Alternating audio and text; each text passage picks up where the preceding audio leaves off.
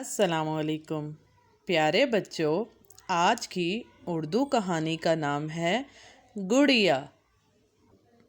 کامل، عادل اور حنا پکنک پر گئے۔ امی اور ابو دری بچھا کر بیٹھ گئے۔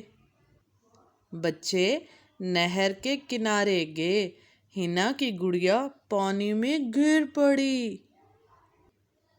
حنا روئی، میری گڑیا! عادل نے لکڑی سے گڑیا نکالنا چاہی، وہ نہ نکلی۔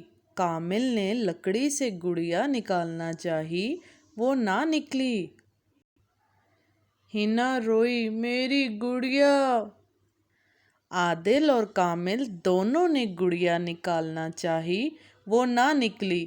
امی آ گئیں، امی نے گڑیا نکالنا چاہی، وہ نہ نکلی۔ حنا روئی، میری گڑیا!